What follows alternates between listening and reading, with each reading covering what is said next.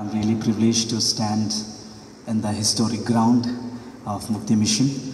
I really praise God for the life of Pandita Ramabai and the life followed by that of our Saran ma'am. Thank you so much for such a beautiful time that God has given us to rejoin and to learn and unlearn the word of God. परमेश्वर हमें एक सुनहरा अवसर दिया है, इसलिए परमेश्वर का धन्यवाद करते हैं. Learning the word is like going into the treasure hunt. So it's always a blessing and it nourishes our soul and it brings a healing to our life.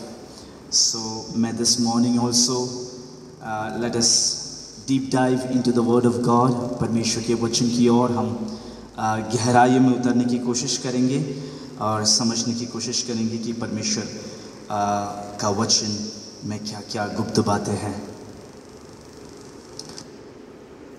आज today we are going to learn from the book of Titus. So I request all of you to open the book of Titus.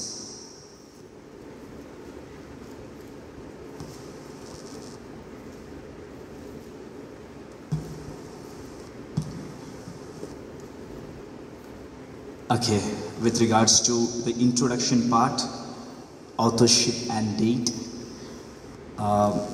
पौलुस के द्वारा लिखा गया है.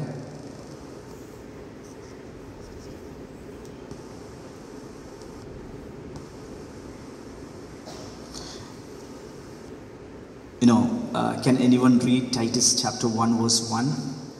एक का एक कोई पढ़ सकते हैं?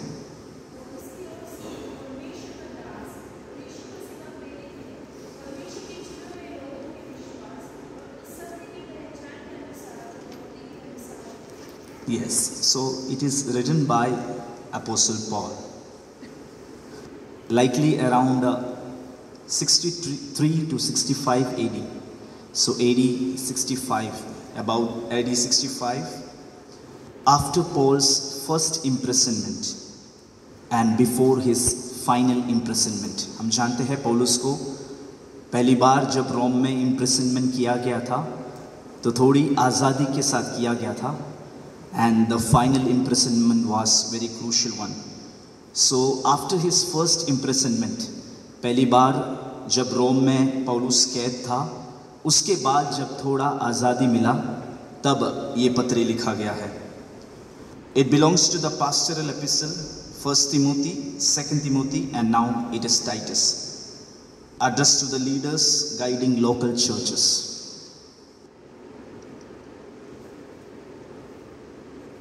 So this is about authorship and date. Let's move to the recipient. किसको लिखा गया है? हम सब जानते हैं, नाम में ही है. It's written to Titus. So तीतुस को लिखा गया है. कुछ बातें हमें टाइटस के बारे में सीखना है. About Titus. So let's read few passages and understand about Titus. Acts chapter 18 verse 7. Can anyone read? Acts chapter 18 verse 7.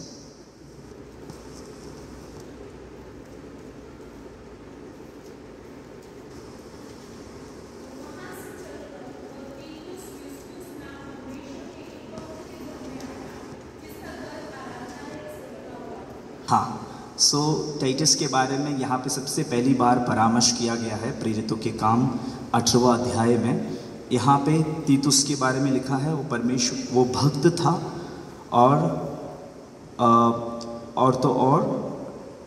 और एक बार पढ़िए, उसके साथ साथ क्या बोला था? हाँ, आराधनालय से लगा हुआ एक घर था. एंड 18 वर्स 1 में देखिएगा, 18 का 1 में, 18 वर्स 1.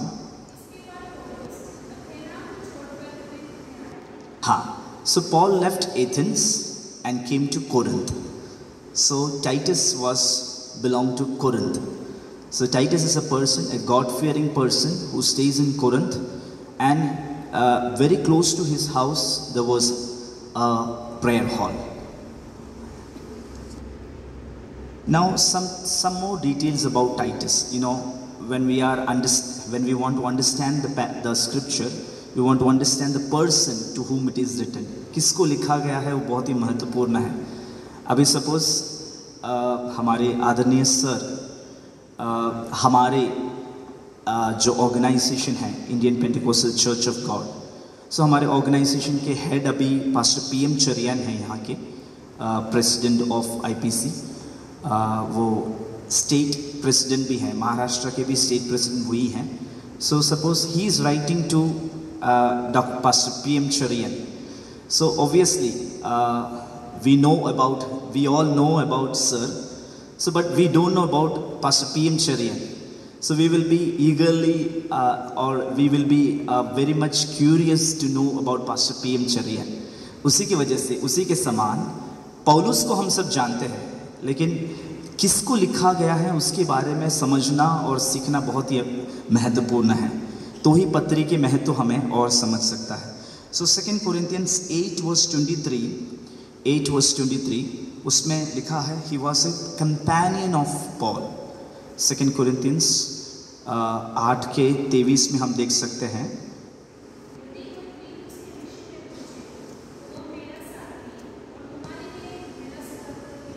हाँ, वो मेरा साथी और मेरा सहकर्मी है. He is my partner and fellow worker among you. So बहुत ही ब्यूटीफुल है. टाइटस भी पास्टोरल एपिसल्स तिमोथी को भी लिखा गया है, टाइटस को भी लिखा गया है. तिमोथियस और टाइटस एक समान है पौलुस के लिए. तिमोथियस भी पौलुस का सहकर्मी था. यहाँ पे हम तीतुस के बारे में पढ़ते हैं, तीतुस भी पौलुस का सहकर्मी था. अब एक और बात टाइटस के बारे में देखेंगे. गलेशियंस चैप्टर 2:3 में लिखा है he was a Greek, that is he was not a जू. एक यहूदी नहीं था लेकिन एक यूनान का था. ही was a Greek. Galatians chapter 2:3.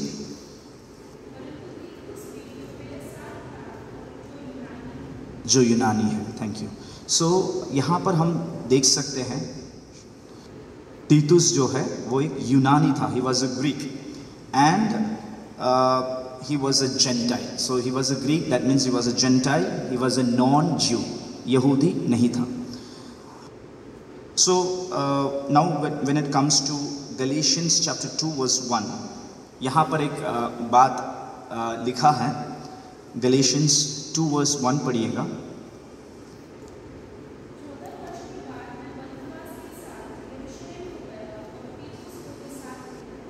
हाँ, ओके.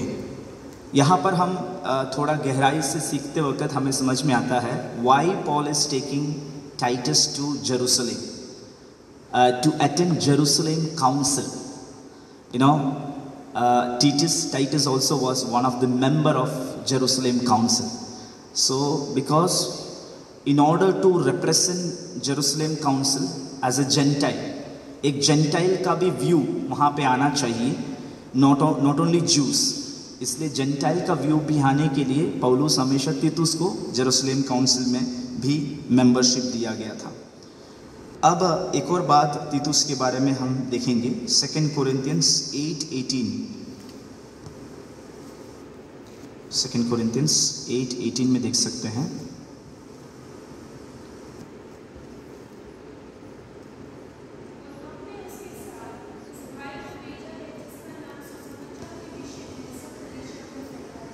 हाँ, and we are sending along with him the others who and we are sending along with him the brother who is praised by all the churches for the service to the gospel. So he was praised by, it is mentioned about that brother Titus के बारे में लिखा है. वो सुसमाचार की व्याप्ति के लिए जो करता था वो सबके सराहनीय योग्य था. All were praising about Titus. Now when it comes to book of Titus, we can see two things mentioning about Titus. 1 का 4 और 5 तीतुस में आएंगे, टाइटस में आएंगे.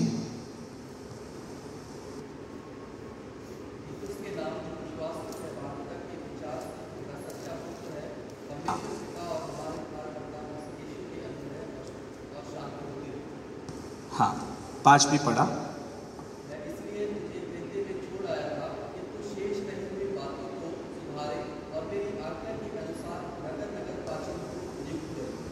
Thank you. So to Titus, my true son in our common faith. So तीतुस के बारे में ये समझ में आता है कि वो एक पौलुस का निज पुत्र था। मतलब जिस प्रकार तीमुथियुस था, तीमुथियुस को भी वही लिखता है तो मेरा निज पुत्र है, उसी प्रकार तीतुस को भी लिखता है। मतलब परमेश्वर के दास पौलुस के द्वारा जन्माया हुआ या फिर आत्मिक जन्म दिया हुआ एक पुत्र था तीतुस भी। And now about Titus, why Paul is living him in क्रेटे।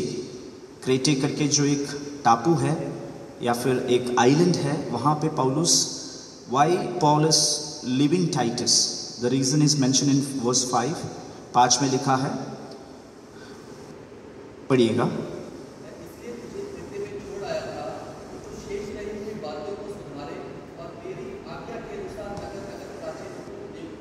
हाँ, शेष रहा हुआ जो काम है उसको सुधारना है। Unfinished, left, what was left unfinished, you have to straighten out. And moreover, you have to appoint elders in every town, in every city, every town, in every churches, you have to appoint elders.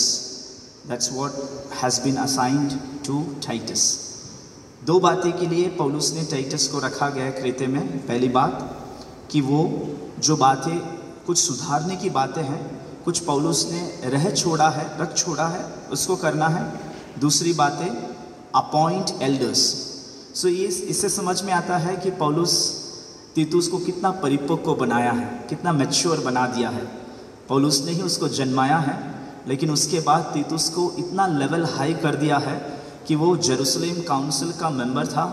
वो सुसमाचार की व्याप्ति के लिए भागने वाला एक सेवक था।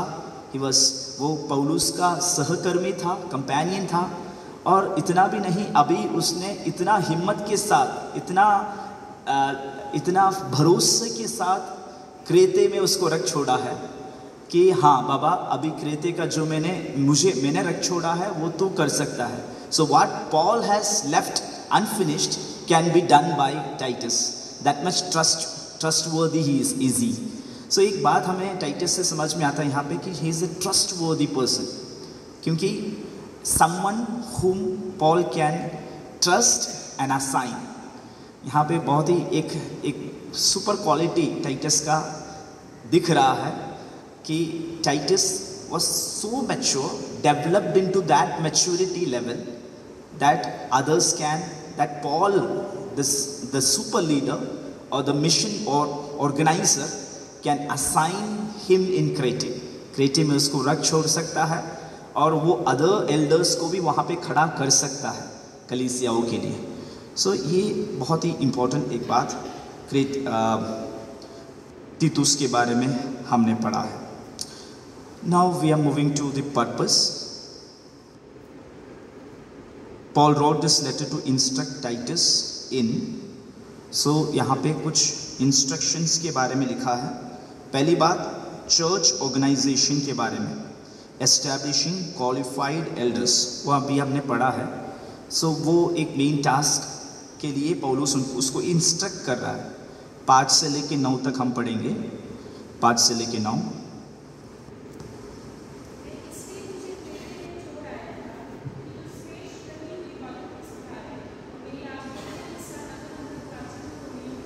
हाँ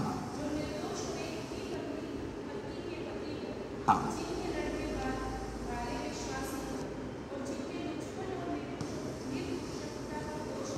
हाँ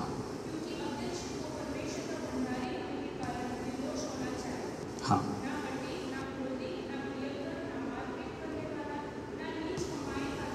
हाँ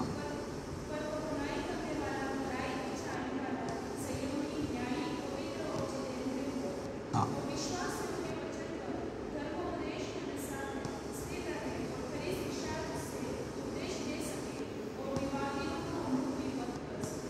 हाँ, वेरी गुड। ओके, तो यहाँ पे जो एल्डर को जो असाइन करना है, So that elder or that man of God or the responsible person of God should not be doing so many things and should be doing so many things, or should not have so many qualities, so many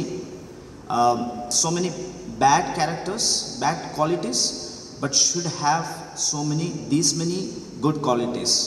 Verse 8 में लिखा है, rather he must be hospitable, one who loves what is good, who is self-controlled, upright, holy and disciplined. So ये एक quality जो एक Elder में होना चाहिए. नाउ टाइटस को असाइन करने के लिए बोला है एल्डर्स को, and with these many qualities. So checklist ये सब होना चाहिए.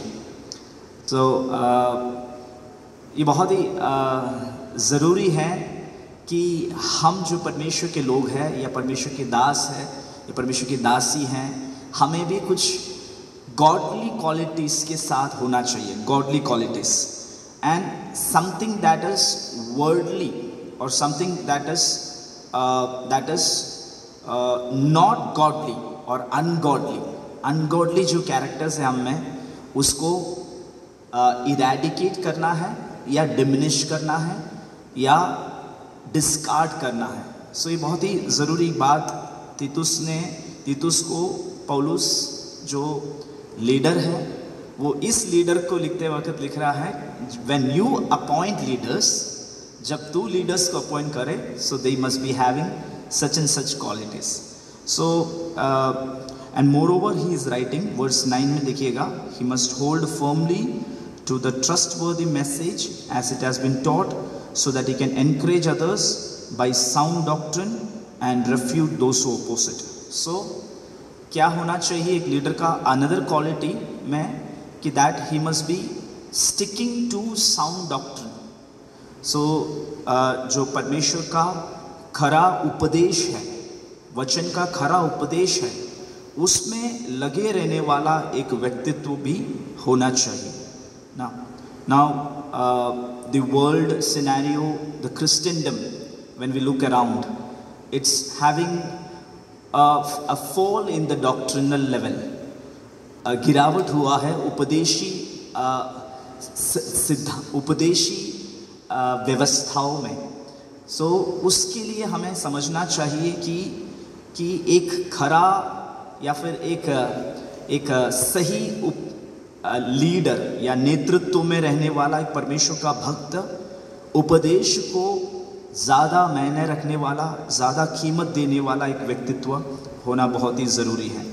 And not only that, and refute those who oppose it, ये भी होना बहुत ही ज़रूरी है.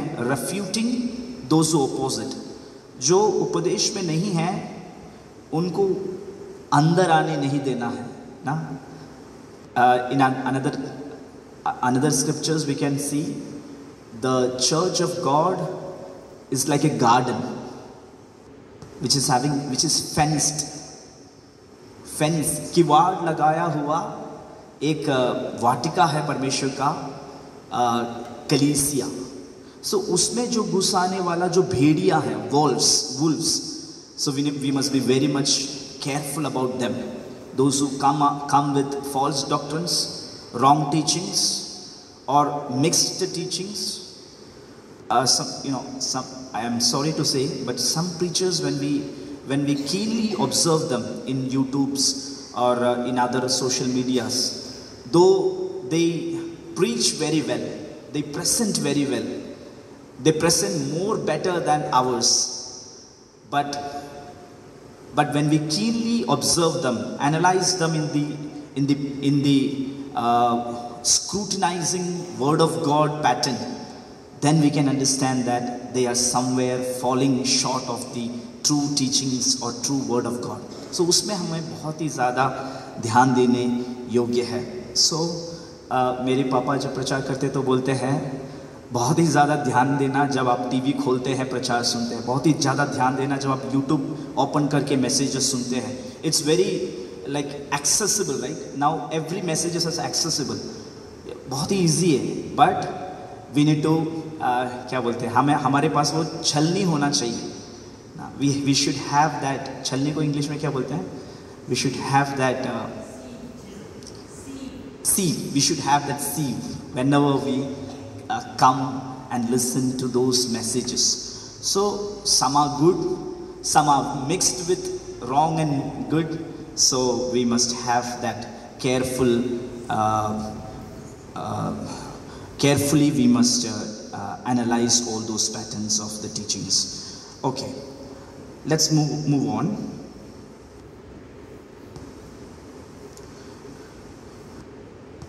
Okay, one more thing with regards to the purpose, that is Christian living. Now, first chapter is fully about church organization, how a leader, how an elder, कि कैसा एक व्यक्ति जो कलीसिया में असाइन किया है कैसा होना चाहिए, कैसे लीडरशिप होना चाहिए, उसके बारे में लिखा है. पहले अध्याय डॉक्ट्रिन के साथ होना चाहिए, क्वालिफाइड एल्डर होना चाहिए, वो सब लिखा है. लेकिन दूसरे अध्याय और तीसरे अध्याय में क्रिश्चियन लिविंग के बारे में लिखा है. Teaching believers to live godly lives in their homes, society and before unbelievers. So ये एक पैटर्न है पौलुस का लिखने का हमेशा. ठीक है, तो प्रैक्टिकल साइड पौलुस कभी नहीं भूलता है. व्हेन वी लर्न रोमन्स का chapter 1 to 11 is doctrinal. Chapter 12 to 16 is, chapter 12 to 15 is practical. Now, when we understand about all the epistles of Paul, it mixed with doctrinal as well as practical. Doctrinal as well as practical. When we learn about Ephesians, Ephesians also it's mixed with practical things. When it comes to the last chapters, it's written about how you must be, chapter 6, how you must be standing as a true soldier, which all weapons you must use. So all those things, very practically Paul speaks. So here also, when assigning a person, you must, how the church should be organized, doctrinal as well as with regards to quality, all those things are written. But towards the last 2 chapters, Paul is teaching about how a Christian living should be. कैसे होना चाहिए, घर में कैसे होना चाहिए, society में कैसे होना चाहिए, अविश्वासियों के बीच में कैसे होना चाहिए, बहुत ही ज़रूरी है. अभी ये बोलते वक्त एक बात याद आया कि घर में, सोसाइटी में और अविश्वासियों के बीच में, this is very important thing for the man of God और for the women of God, कि हम we must not only be a true Christian in church level. Christianity is very easy. we can predict, we can show our Christian life in church. But when it comes to home, अब घर में कैसे हो? एक pastor का एक लड़का था जो एक विश्वासी का लड़का है, तो उसने पास्टर को जाके बोला कि पास्टर, हमारे पापा चर्च में दूत है, घर में भूत है. तो ये वास्तविकता है काफ़ी घरों में विश्वासियों की, कि चर्च में बहुत दूत दिखते हैं, दूत का बहुत प्रकटन होता है, लेकिन घर में कैसे है? How are you in home? How are you in your society? How are you among non believers? That is very much important and significant. Okay, now with regards to key themes में आएंगे.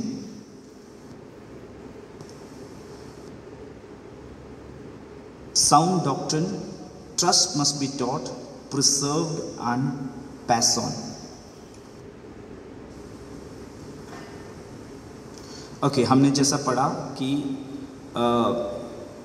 उपदेश, खरा उपदेश के बारे में बताया गया है. दूसरी बात, अच्छे कामों के बारे में,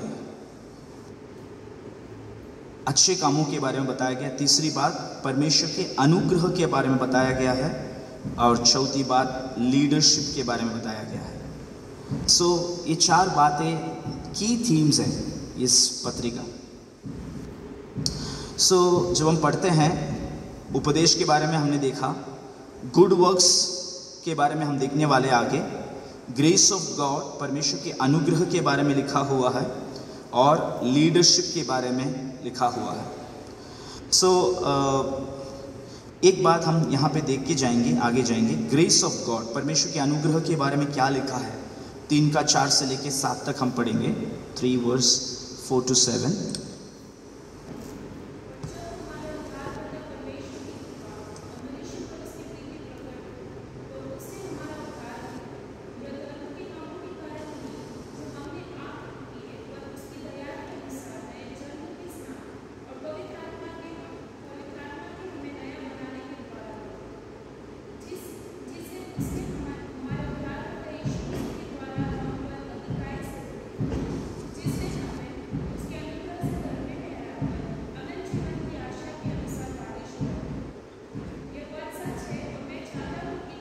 बस, थैंक यू। ओके, वर्स 4 में लिखा है, but when the kindness and love of God our saviour appeared, he has saved us not because of righteous things we had done, but because of his mercy. इसके साथ ही हम लोग एफेसियंस में आएंगे। एफेसियंस chapter 2 verse 4, 5, 6 पढ़ेंगे। 4, 5, 6 ये सेम स्क्रिप्चर है, parallel में है, इसलिए मैं पैरेलल स्क्रिप्चर पढ़ा रहा हूँ। इसमें लिखा है, but because of his great love for us God who is rich in mercy made us alive with Christ even when we were dead in transgression, it is by grace you have been saved. So यहाँ पे लिखा है verse 7 में, in order that verse 8 में, for it is by grace you have been saved through faith and this is not from yourself, it is the gift of God. So हमारे कोई कामों की वजह से हम धर्मी ठहराए गए नहीं हैं या फिर हमारा उद्धार नहीं हुआ है।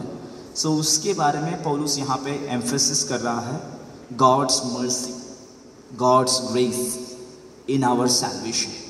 सो वो एम्फेसिस पौलुस यहाँ पे दे रहा है ना, गॉड्स मर्सी के बारे में मेंशन किया है। ही सेव्ड अस, यहाँ पे जब आते हैं टाइटस में, सो टाइटस में वर्स 5 में लिखा है, 5b में, he saved us through the washing of rebirth and renewal by the Holy Spirit whom he poured out on us generously through Jesus Christ our Savior, so that having been justified by grace we might become heirs having the hope of eternal life. So because of his mercy, परमेश्वर के दया के वजह से हमारा उद्धार हुआ है, हमारा सैल्वेशन हुआ है करके बहुत ही साफ तौर पर यहाँ पे लिखा गया है।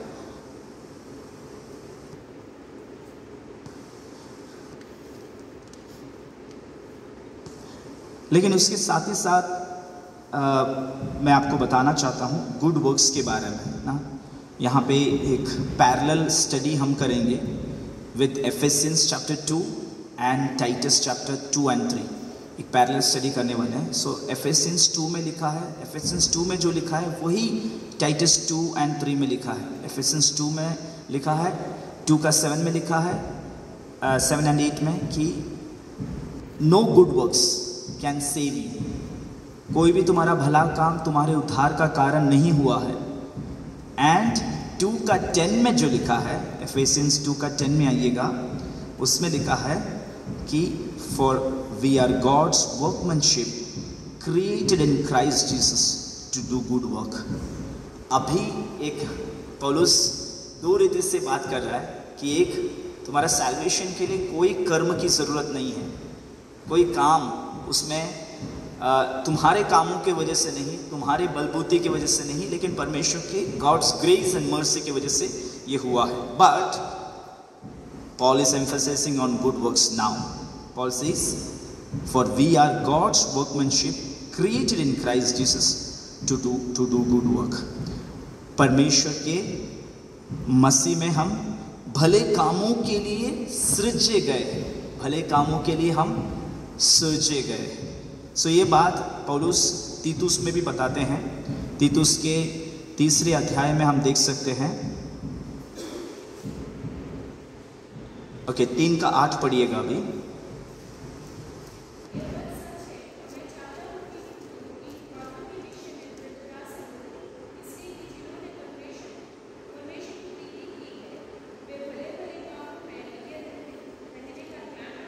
Yes, same thing.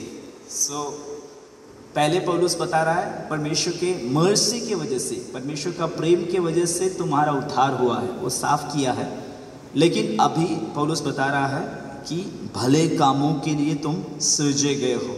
Now you have to do good works, you have to follow, you have to do good works. Those who are saved are obliged, are meant, are kept for good works. So बहुत सारे मसीही लोगों में ये विचार है कि हमारा उद्धार हुआ है परमेश्वर के अनुग्रह से और हम आगे भी उस अनुग्रह में बढ़ते रहेंगे, लेकिन वो नहीं। We have to do good works. हम परमेश्वर के भले कामों के लिए हमें मसीह में सृजे गए हैं। सो ये बात को भी हमें ध्यान में रखना है। ये एक और वचन पढ़ाना चाहता हूँ, 2:7 भी पढ़िएगा। 2:7 में भी वही बात को मेंशन किया है। 2:7 देखिएगा। हाँ,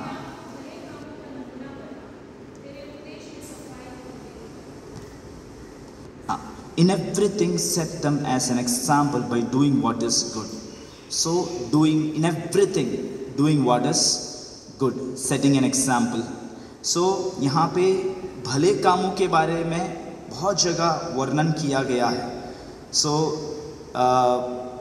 saved by grace, called for good works.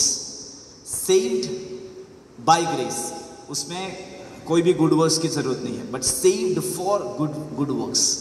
ये कंसेप्ट पौलुस एफेसियंस 2 में भी बताया है और यहाँ पे भी बताया गया है। ठीक है, ओके, हम आगे बढ़ेंगे with regards to the outline पे समझने की कोशिश करेंगे। Introduction and greetings.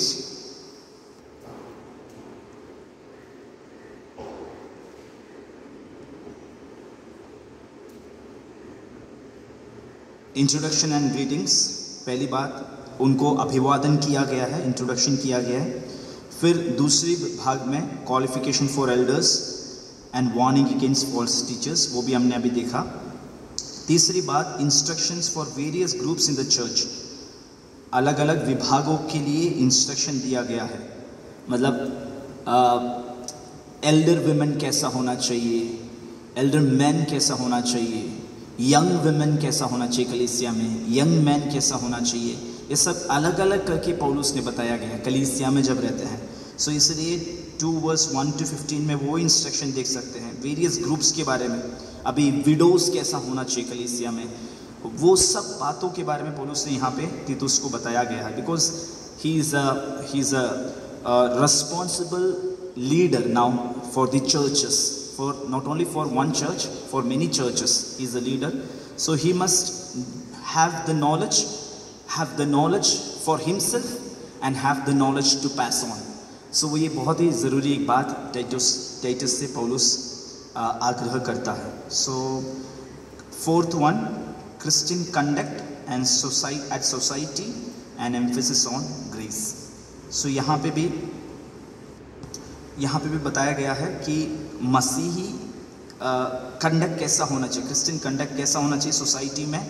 And he is emphasising on grace and emphasising on, वो एक लिखना भूल गया, emphasising on grace and emphasising on good works. Good works में भी एम्फेसिस किया गया है। अब पांचवी बात,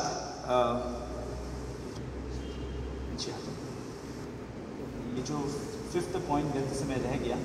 सो पांचवी बात है instruction and farewell, that is mention in 3:12-15। So this is the outline. Fifth thing is instruction and farewell. 3 verse 12 to 15 में हम देख सकते हैं. So these many things: introducing greetings and fair qualification for elders, warning against false teachers. Thirdly, instruction for various groups in the churches.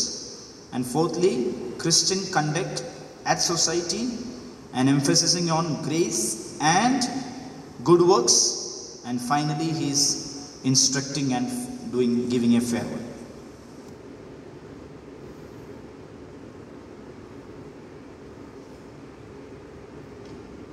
Okay, we'll move on to some key verses. One key verse, shall we read one key verse? Titus 2:11 to 12.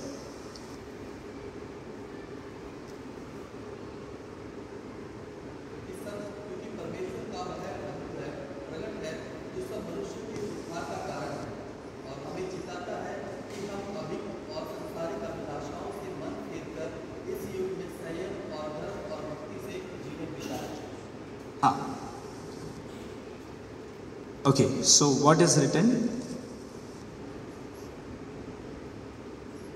To verse 11, for the grace of God that brings salvation has appeared to all man.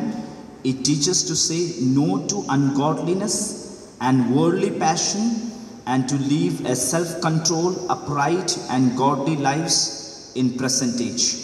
So here Paul is emphasizing on the grace.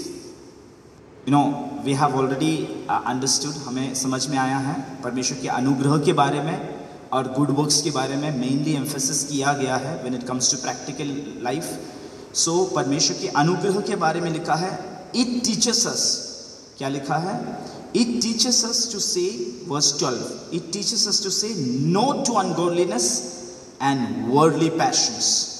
सो परमेश्वर का अनुग्रह हमें क्या सिखाता है कि saying no to ungodliness and worldly passion, and to live a self-controlled, upright and godly lives.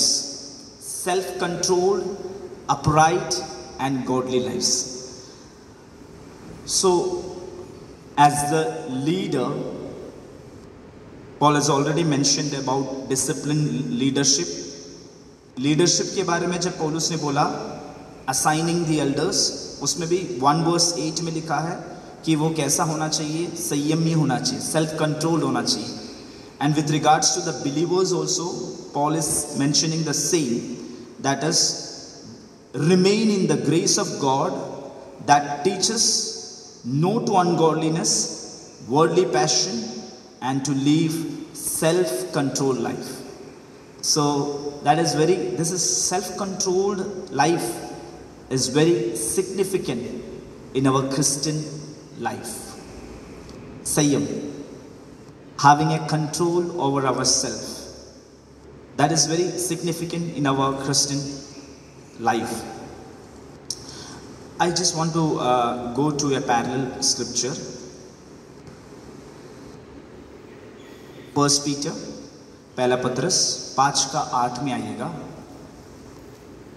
1 Peter 5 verse 8.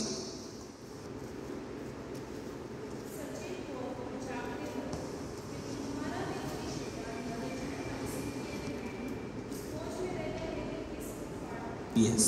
So यहाँ पे भी सेल्फ कंट्रोल के बारे में लिखा है, और जब पत्रस लिखता है तो सेल्फ कंट्रोल के साथ एक और जोड़ता है, सचेत हो और जागते रहो. जागते रहो, be alert and self-control. So self-control and alert. Why? Because you have an enemy. So जब तीतुस को लिखता है तो लिखता है कि परमेश्वर का अनुग्रह जो तुम्हें सिखाता है कि इन सारे सांसारिक अभिलाषाओं को ना बोले, मना करे और एक संयमी बनकर रहे.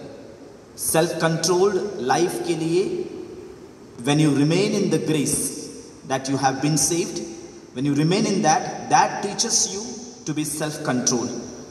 पर जब पत्रस लिखता है तो पत्रस लिख रहा है you have to be self controlled and alert. Self control और अलर्ट रहना है। क्यों?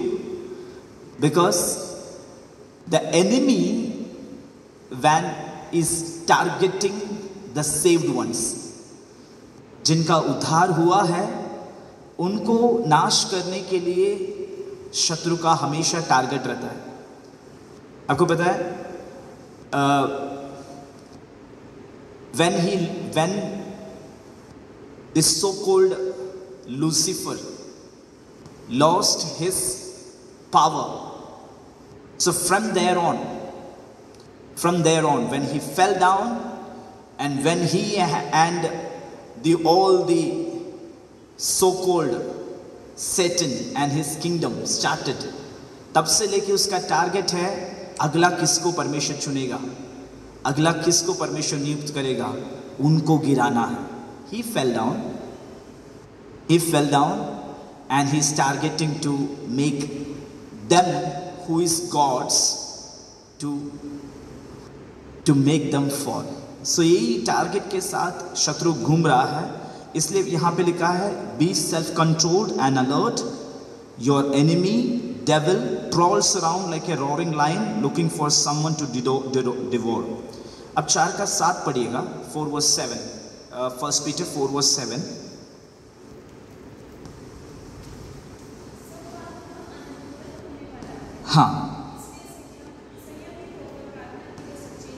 हाँ, तो the end of all things is near, therefore be clear minded and self controlled that you can pray.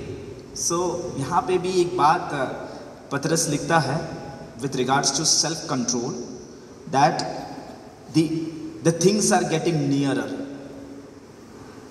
your completion of your salvation, तुम्हारा उद्धार का पूर्तिकरण का दिन निकट है। So be self control. Why? क्यों तुम्हें उद्धार दिया है उसका पूर्तिकरण तभी होगा। Now you have been justified, you are in the process of sanctification, you should be glorified. So glorification में ही वो उद्धार का पूर्तिकरण होता है। इसलिए जब सब बातों का अंत हो रहा है, when he is saying, that means the thing why you have been elected, तुम्हारा चुनाव के पीछे तुम्हारे उद्धारकर्ता का उद्देश्य क्या था कि तुम्हें ग्लोरीफाइड बनाए, तुम्हारा महिमाकरण हो। वो महिमाकरण तक प्रोसेस होने से पहले शत्रु तुम्हें गिराना चाहता है ना। You are in the process of sanctification. रोज हमें मन फिराव की ज़रूरत है एंड देन ग्लोरिफिकेशन में जाएगा। So that part Peter is emphasizing that be self-control, that you can pray and be alert. So with regards to self-control, there are many scriptures, but this scripture is emphasizing on the enemy. The enemy. Why we need to be self-control? Why we need to have a self-control? Because we have an enemy who want to devastate us. हमें पूर्ण रीति से सत्यानाश करने के लिए कोशिश करने वाला एक एनिमी है, इसलिए हमें संयमी रहना बहुत ही ज़रूरी है। Okay, when it comes to, let's come back to Titus.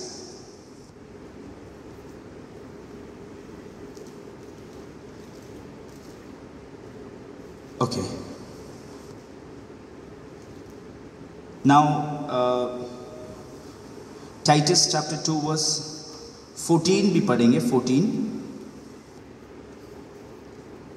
जिसने अपने आप को हमारे लिए दे दिया कि हमें हर प्रकार के अधर्मों से छुड़ा ले और शुद्ध करके अपने लिए ऐसी जाति बना ले जो भले भले कामों से सरगर्म हो। हाँ, तो एक्चुअली वो जो सैल्वेशन का जो इंटेंशन है, उस इंटेंशन में ये 14th वर्स आता है। So he redeemed us from all wickedness and to purify for himself a people that are his very own, eager to do what is good. So परमेश्वर के लिए एक निर्दोष जनता को तैयार करने के लिए, एक प्यूरिफाइड पीपल को तैयार करने के लिए परमेश्वर उद्धार का अनुभव हमें दिया है. Not to remain in the wickedness but to have a purity.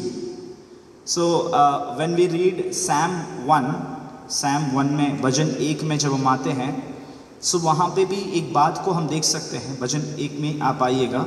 सो वहाँ पे एक बात को हम देख सकते हैं कि God is here, there is a learning about wickedness and righteousness. So 1 का 5 पढ़िएगा.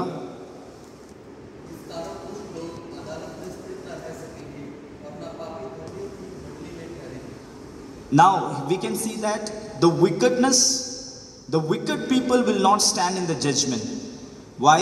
Verse 6 में लिखा है, क्योंकि यहोवा धर्मियों का मार्ग जानता है, परंतु दुष्टों का मार्ग नाश हो जाएगा. यहोवा धर्मियों का मार्ग जानता है. तो the righteous people, God's elect, परमेश्वर उनका मार्ग को जानता है. So when it comes to wickedness, impurity, वो मार्ग जो है वो गिरने वाला मार्ग है ना. अभी सैम 50 का 22 पढ़िएगा. Psalm 50 का 22, 50 का 22. हे ईश्वर को भूलने वालों, यह बात भली भांति समझ लो, कहीं ऐसा ना हो कि तुम्हें फाड़ डालो और कोई छुड़ाने वाला ना हो. Now this is written for them who knew God, who understood God, but who have forgotten God. Psalm 50, 22 में लिखा है कि ईश्वर के भूलने वालों. सो भूलने वालों मतलब पहले तुमने याद किया था, तुम भक्त थे, तुम्हारा उद्धार हुआ था, but you have forgotten. You know, आजकल क्या हो रहा है, God has blessed us. Salvation जिनका हुआ है, परमेश्वर ने हमें प्रॉस्पर किया है, प्रॉस्पेरिटी दिया है. God has blessed us with good richness, good house, good children, good job, सब परमेश्वर ने जब दिया है. सो क्या होता है कि वो परमेश्वर का भय कम होते हुए, गॉड्स फियर कम होते हुए, परमेश्वर को भूलने वाला एक अवस्था वहाँ पे दिख रहा है. इसलिए टाइटस में पौलुस कहता है कि बी, उस विकेडनेस के लिए नहीं, लेकिन to purify himself for the people that are very on eager to do what is good. So एक प्योर लाइफ के लिए, एक प्यूरिफाइड वर्शन के लिए आपको चुना गया है. No, when we comes to Philippians, कुछ रेफरेंसेस मैं आपके सामने इसलिए रख रहा हूँ क्योंकि ये पैरेलल में है. Philippians chapter 3,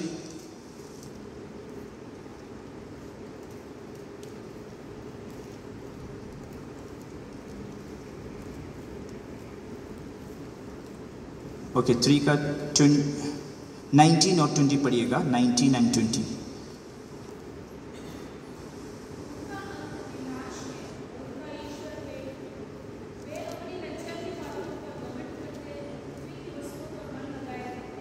यस, उनका अंत विनाश हो जाएगा, क्योंकि क्या है उसमें लिखा है, because the God is stomach.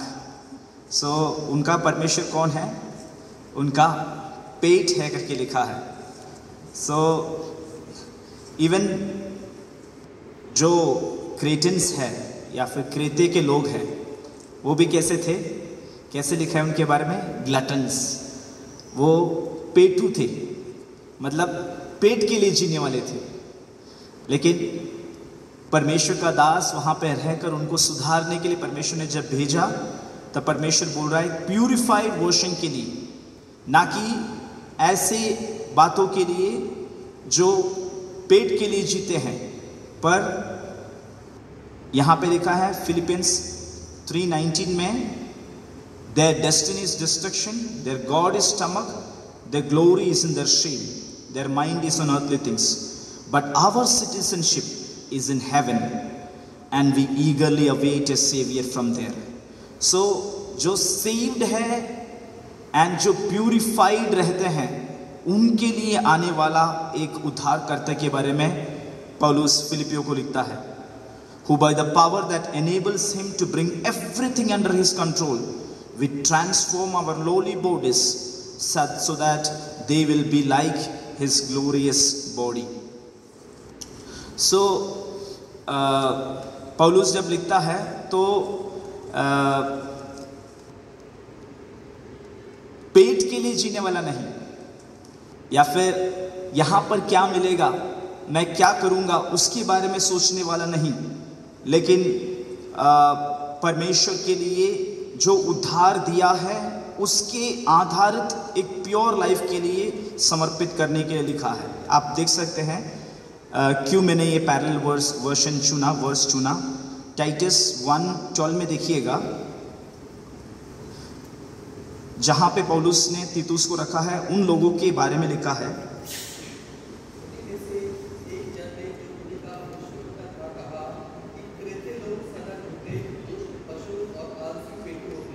हाँ, क्रेती लोग कैसे हैं? झूठे, दुष्ट, पशु, आलसी पेटू होते हैं। देखो वहां पे लिखा है वे पेटू होते हैं, मतलब क्या है? पेट के लिए जीने वाला।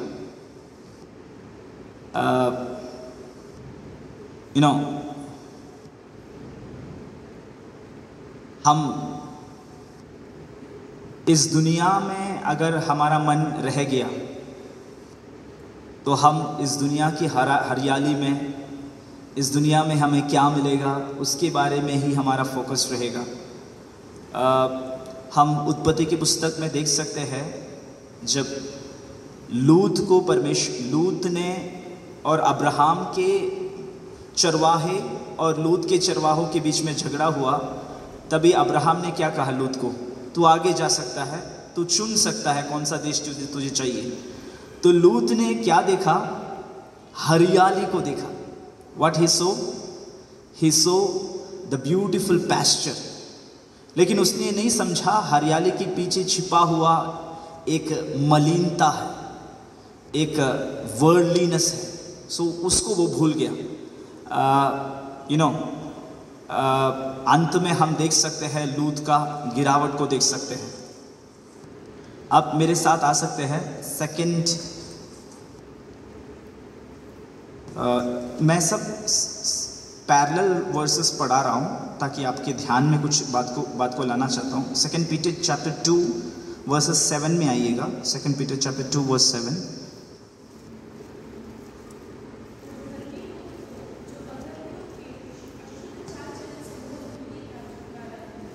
देखो वहां पे लिखा है धर्मी लूत, लेकिन क्या लिखा है उसके बारे में?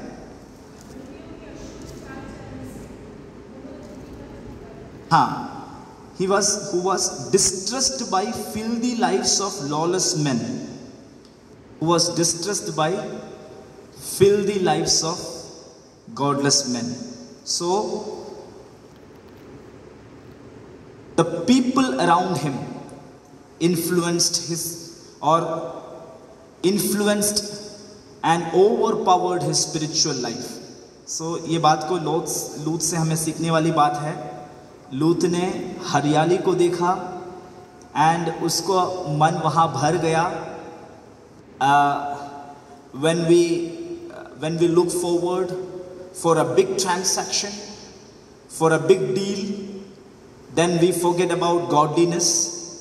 We may forget about spiritual life. We may forget about integrity towards God. So many things we forget and we jump into it, and later on because of the trap we remain there. So लूत का भी वही हुआ, वहाँ फंसता गया, उसका मन वहाँ पे फंस गया करके लिखा है। लेकिन आपको एक और धर्मी के बारे में याद दिलाना चाहता हूँ। मेरे साथ आइएगा। Genesis chapter 6 verse 9 Genesis chapter 6 verse 9 में देखिएगा।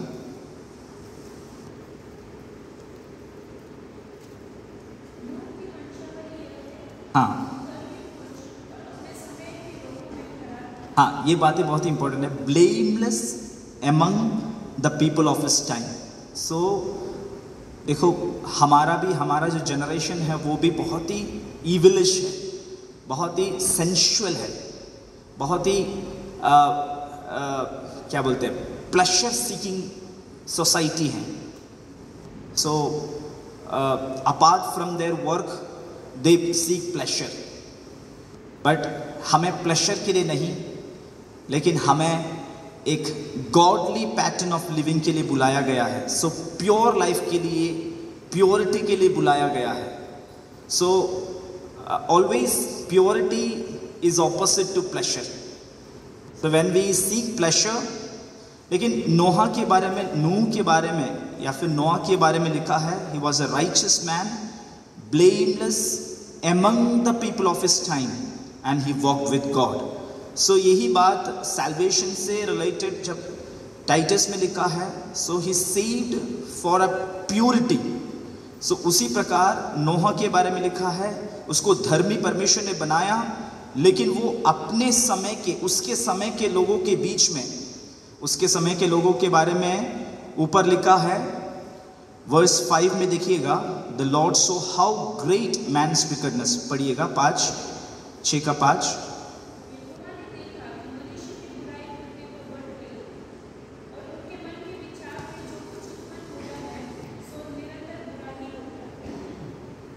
हाँ, वर्स 6।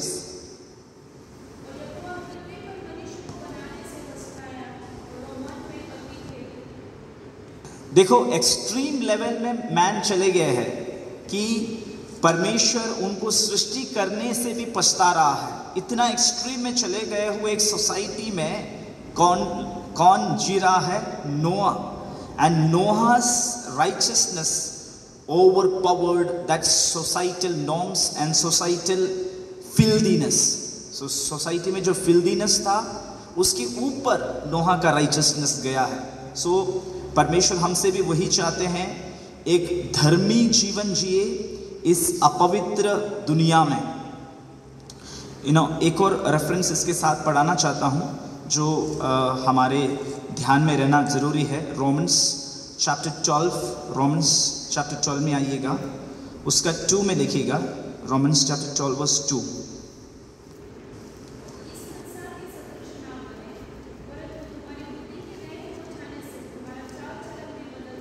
सो यहाँ पे लिखा है, इंग्लिश में बहुत सुंदर लिखा है, do not confirm any longer to the pattern of the world,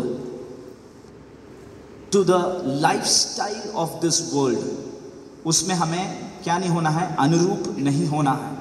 so we cannot have a godly life style as well as worldly life style. दोनों को हम साथ में नहीं लेके जा सकते हैं। It's very difficult. And Jesus also said you cannot serve both God and mammon. So दोनों को एक साथ लेके जाना, वर्ल्डली लाइफस्टाइल को भी एक साथ लेके जाना एंड गॉडली लाइफस्टाइल को भी एक ही साथ लेके जाना, it's chaos. It's like stepping into two boats and finally you will be falling in the water. So यही बात हमारे से भी परमेश्वर चाहते हैं कि हम इस संसार के सदृश ना हो। Do not confirm any longer to the pattern of this world. So ये टाइटस को जब लिख रहा है पौलुस, सो यही बात को एम्फेसिस करते हुए लिखा है कि तुम्हारा जो सोच विचार है, उन लोगों के जो सोच विचार है उसमें भी फिल्दीनेस ना आए, प्यूरिटी आए, विकेटनेस ना आए, गॉडलीनेस आए। अनगॉडली पैटर्न में ना जिए, लेकिन गॉडली पैटर्न में सेल्फ डिसिप्लिन को साथ में लेते हुए आपको जीवन व्यतीत करना है। और साथ ही साथ आखिरी में लिखा है वर्स 2 का 14b में लिखा है, eager to do what is good, eager to do what is good. So एक परमेश्वर ने आपको धर्मी बनाया है, justified you for to be holy, holy के लिए बनाया है, प्यूरिफाइड, नॉन विकेट, गॉडली, उसके लिए वो पर्पस के लिए बनाया है, साथ ही साथ to do what is good, to do what is good. So ये गुड पर्पस के लिए, गुडनेस के लिए आपको बनाया गया है, आपको सृजा गया है, आपको ठहराया गया है। So I really appreciate the social work which has been done by Mukti Mission for past years. So, you know, many Christian organizations are only focusing on the church organization, not the social organization, not the societal, not moving to the society or being a helping hand to the society. But as a child of God, as a minister of God, our life should be pure, should remain in godly pattern, as well as extend the goodness to others. That is our life, that should be our life pattern. I just want to read one parallel reference. Galatians chapter 6 verse 10. Galatians chapter 6 verse 10. Therefore, क्या पढ़ सकते हैं? Galatians chapter 6 verse 10.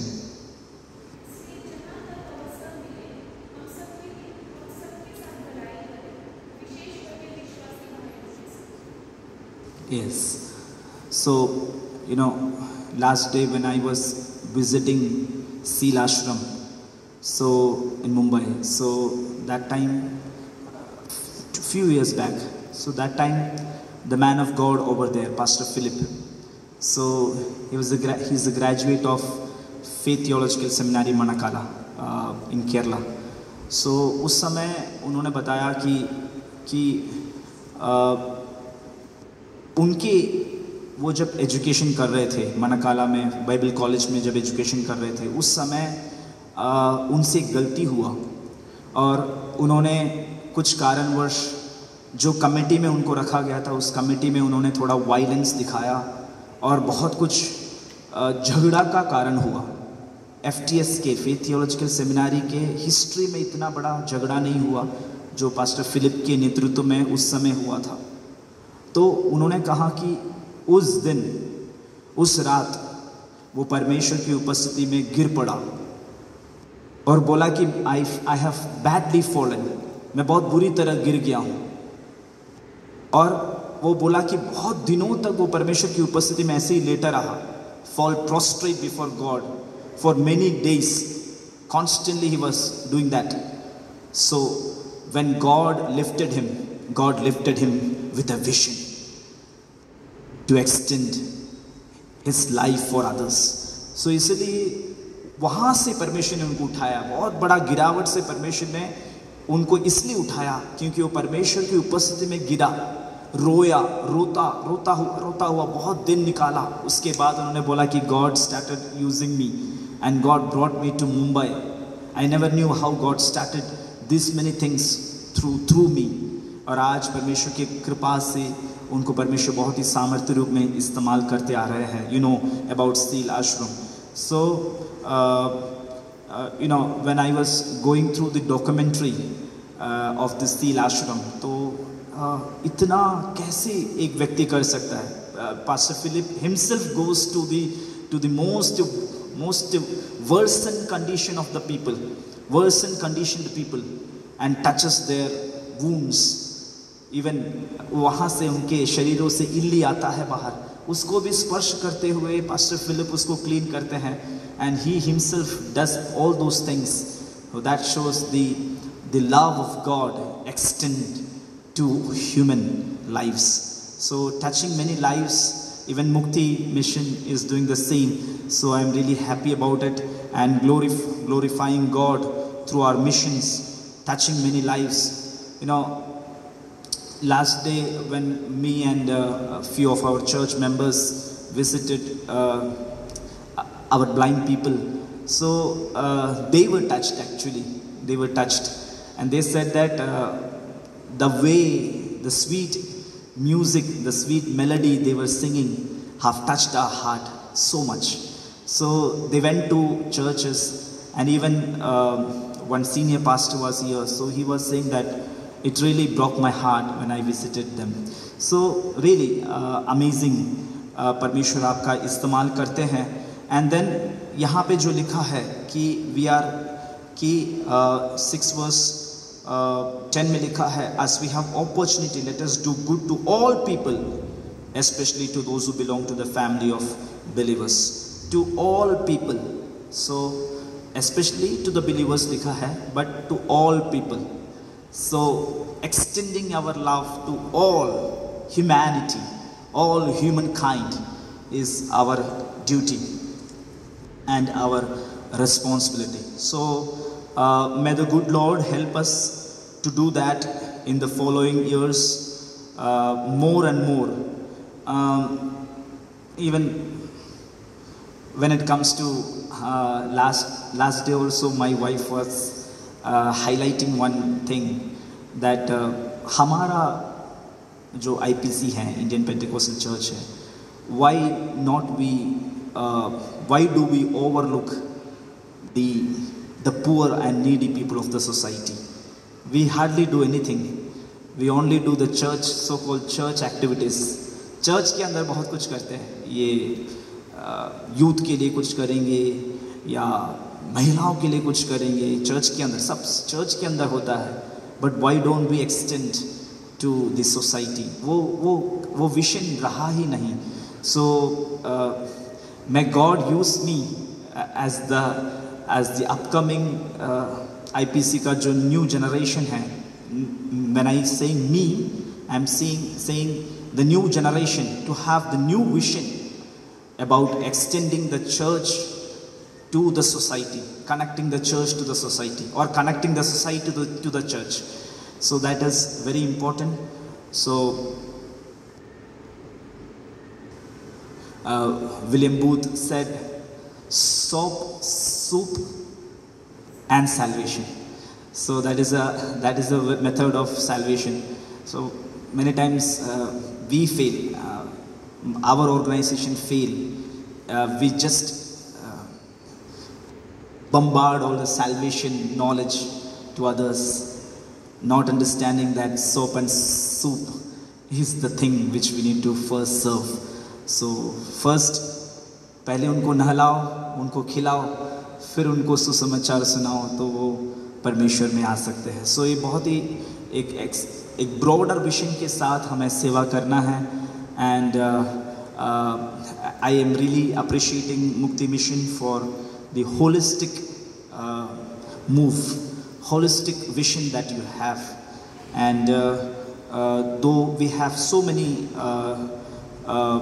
so many struggles in the past, but may the good Lord help us to move forward in God-given vision to Pandita Ramabhai and followed by our Saran ma'am. May God strengthen us. परमेश्वर हमें और भी सहायता करे और भी इसको extend करे.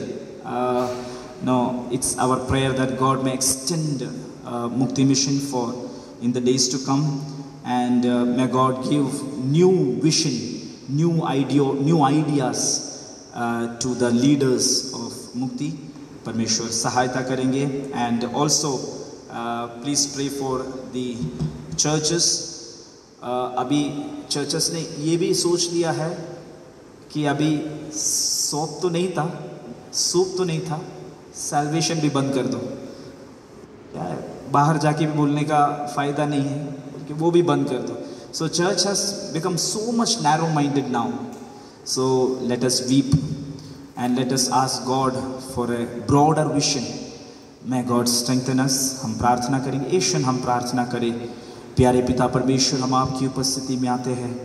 हम अपने आप को देखते हैं प्रभु जी. कई बार आपने हमें दिया हुआ दर्शन से हम पीछे हटते हुए हमें नज़र आता है, हमें समझ में आता है प्रभु जी. प्रभु दूसरों की ओर हमारी सहायता को पहुंचाने वाला होने के लिए, दूसरों को सहारा और दूसरों के लिए प्रार्थना और दूसरों को उद्धार में लेकर आना हमारा कर्तव्य है। लेकिन कई बार हम बहुत रीति से नैरो होते जा रहे हैं। प्रभु जी हमें मदद कर प्रभु, हमें एक ब्रॉडर विजन देने के लिए हम प्रार्थना करते हैं। मुझे एक ब्रॉडर विजन देने के लिए मैं प्रार्थना करता हूँ प्रभु जी। प्रभु जी सबसे बुरे लोगों के बीच में पौलुस ने तीतुस को रखा, टाइटस को रखा, लेकिन टाइटस ने वहाँ पे उनको सुधारने के लिए, उनके उद्धार का उद्देश्य के बारे में, एक प्यूरिटी के बारे में, सेल्फ कंट्रोल के बारे में और साथ ही साथ एक गुड वर्क के बारे में उन्हें सिखाया। उसी प्रकार हमारा जीवन होने के लिए सहायता कर प्रभु जी।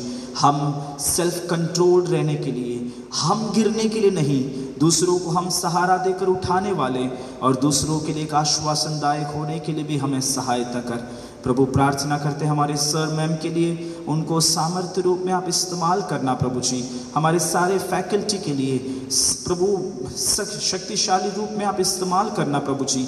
सारे टीचिंग, नॉन टीचिंग प्रभु, हालेलुया, सारे हालेलुया ऑफ एडमिनिस्ट्रेशन, सबको तो ब्लेस करना प्रभु जी। सबको हालेलुया आपके नाम की महिमा के लिए खड़ा करना। हमारी प्रार्थना को सुन ले इसलिए धन्यवाद, आदर महिमा आपको देते हैं, यीशु मसीह के नाम से मांगते हैं, आमेन आमेन आमेन। Okay, please continue to pray for us. हमारे लिए प्रार्थना करना। हमारे IPC मांजरी जो कलीसिया हम बिलोंग करते हैं, कल 24 संडे हमारा संयुक्त आराधना है। We have combined worship of IPC, so we have it at there is an auditorium, Ankush Nange auditorium. So वहाँ पे प्रभु ने सहायता किया कि ऐसा एक संयुक्त आराधना हम कर रहे हैं। इस विपरीत परिस्थिति में परमेश्वर हमें एक साथ आने का मौका दे रहा है and we are very happy. And 27th is our district level talent test.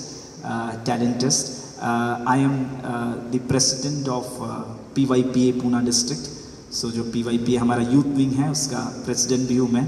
सो प्रभु ने जो जिम्मेदारी दिया है, आपसे प्रार्थना, एक प्रेयर रिक्वेस्ट है कि मैं चाहता हूँ कि हमारे जवान लोग जो है, आने वाला फ्यूचर है, उनको खड़ा करने के लिए परमेश्वर मुझे नया दर्शन दे, नया अभिषेक दे, उसके लिए आपसे प्रार्थना करता हूँ।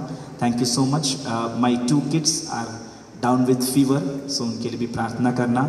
एडविन एंड एस्टर, सो उनके लिए प्रार्थना करना। प्रभु हम सबको बहुत आय से आशीषित करे। Thank you.